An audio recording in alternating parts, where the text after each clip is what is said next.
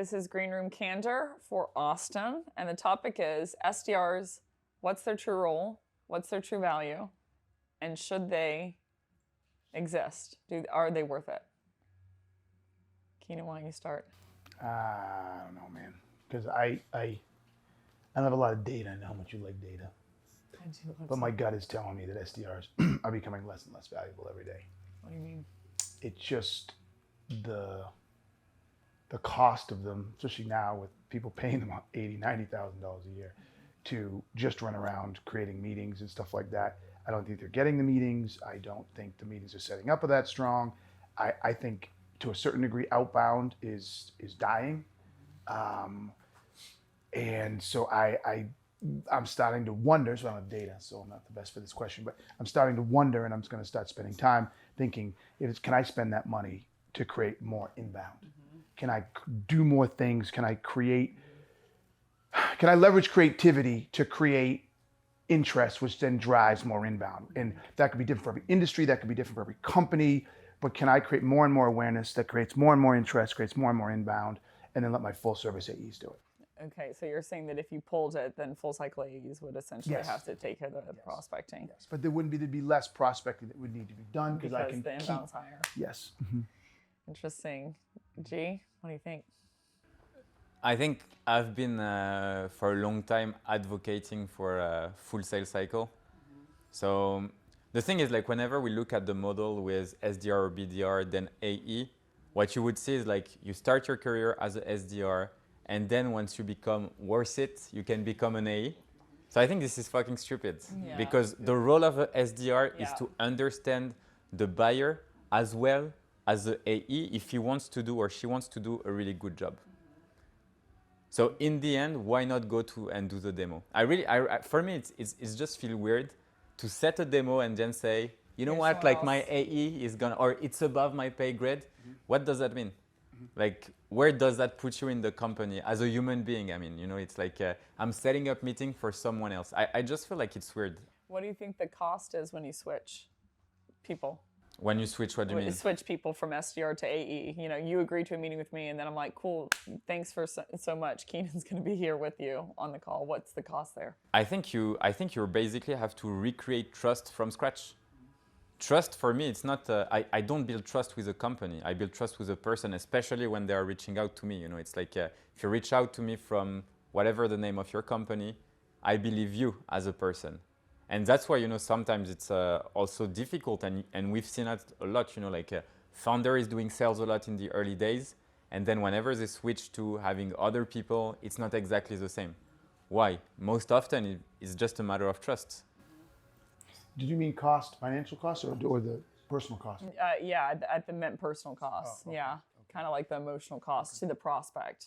Oh, okay, good. Good answer then. I see it both sides. So I understand what you're saying. The momentum.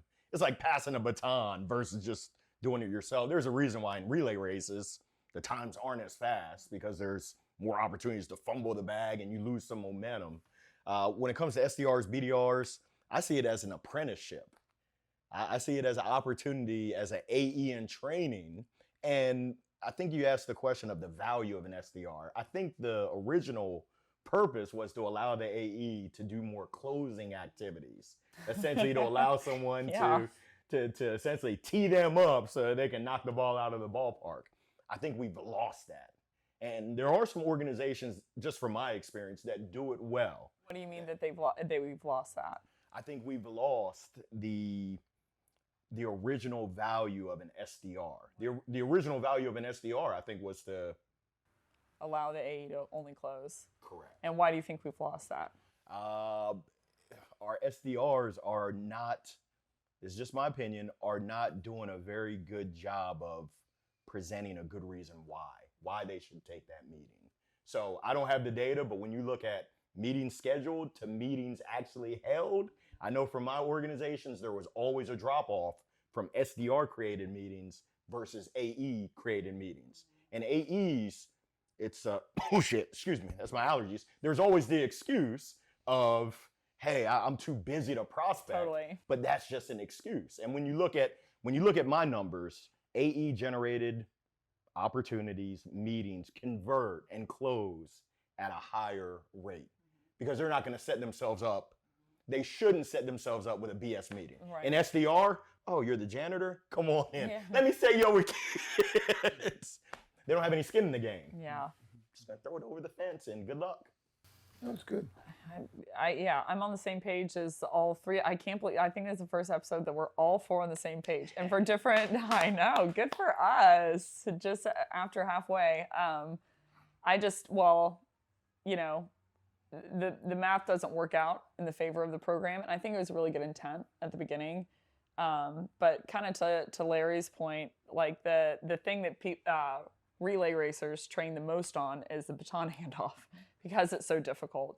And I think it introduces a level of complexity there. I think the intention was really, really good, really, this is a training ground or a breeding ground, but I see it causing a number of different side effects, bifurcation of leadership, all of a sudden the AEs have a reason or excuse not to self-prospect. And usually I hear that reason come up of like, I'm too busy when there's no accountability being held of like, I'm too busy to, and I'm like, too busy to what? Hit quota by, setting pipeline. It's also, I've seen causing AEs who are a little bit later stage in the game, they lose that muscle of prospecting because they haven't done it for so long. And so there's all of a sudden this expectation of this SDR should create it. But I'm like point blank, the programs that I'm seeing usually on average are gonna have a quota somewhere of around 6 to 8 appointments. They're usually hitting around half of that of 3 to 4 per month.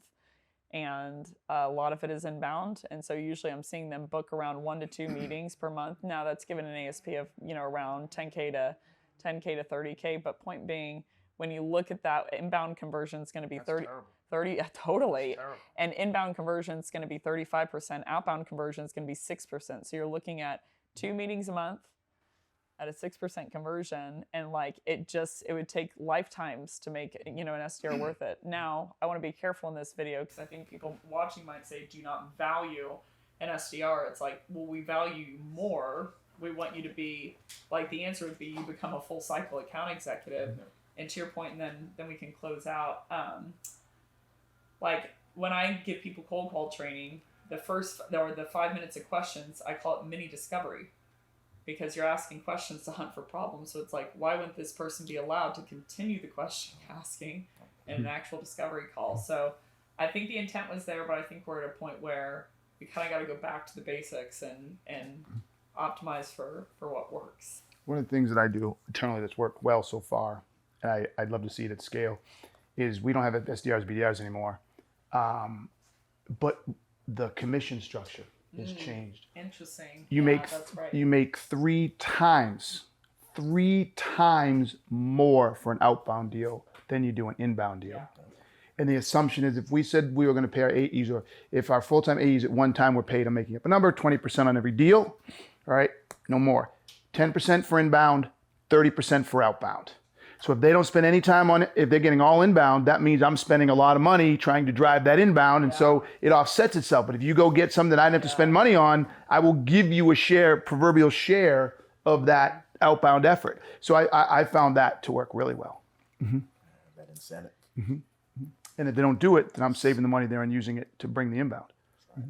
Well, I think that's a wrap. So this was Green Room Candor, episode 7.